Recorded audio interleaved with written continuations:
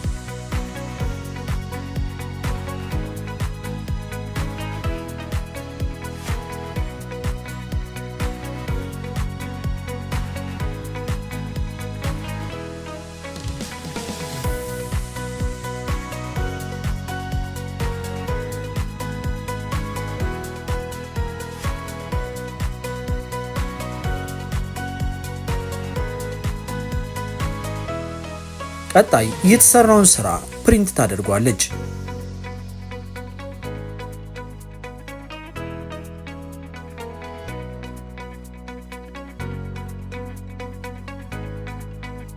አሁን ፕሪንት የተደረገው ዲዛይን ወጥቷል።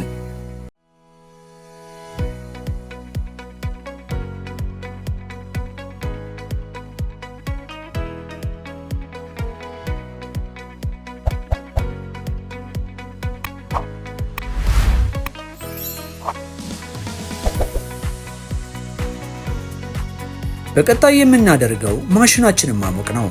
ታዲያ በዚህ ላይ ልምድ ያለው ባለሙያችን ማሽኑን ካስተካከለ በኋላ ቲሸርቶቹን በሚገባ በጥንቃቄ ያነሳል። ያነሳውንም ቲሸርት በማሽን ውስጥ ይከታል። መልሶ ፕሪንት የተደረገውን ዲዛይን በቲሸርቱ ላይ ያደርጋል። ከዲዛይኑ በላይ ደግሞ ጋዜጣ ያደርጋል። ከዛ ማሽኑን ይዘጋዋል።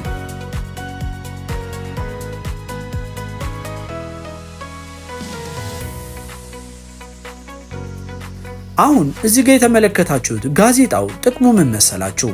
የተሰራው ዲዛይን ፕሪንት በሚደረግ ሰዓት ሙቀት ሲነካው ወደ ቲሸርቱ ላይ ወጥቶ ቲሸርቱን እንዳያበላሸው የጥንቃቄ መንገድ ይሄ ነው።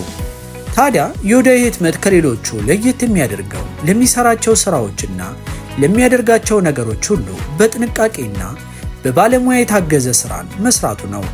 እናንተም እንደነዚህ አይነት ቲሸርቶችን ማሳተም ከፈለጋችሁ የረጅም ጊዜ ልምድ ያለው የዮዳሄ ህትመትን ሳትጎበኙ እንዳትወስኑ። አሁን ማሽናችን ጮኋል። ባለሙያው ማሽኑን ከከፈተ በኋላ ቲሸርቱ ላይ ያለውን ዲዛይን ያነሳል። እንደምትመለከቱት የመጀመሪያው ስራችን በተሳካ ሁኔታ ወጥቷል። አሁን ቲሸርቱን ይገለብጠውና ከጀርባ ያለውን ህትመት እንደምትመለከቱት ያስገባል። ማሽኑን ይዘጋል። ደቂቃው እስከሚቆጥር ድረስ ይጠብቃል።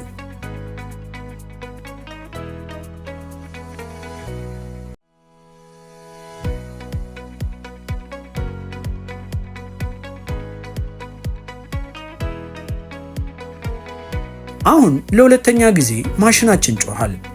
ባለሙያችን በጥንቃቄ ከላይ የተደረጉትን አንስቶ ቲሸርታችንን አውጥቷል። አሁን ቲሸርታችን በተገቢው ሁኔታ ታትሞ ለባለቤቶቹ ለመስጠት ዝግጅቱን ጨርሷል። እንደነዚህ አይነት ህትመቶችን ከፈለጉ ይደውሉልን።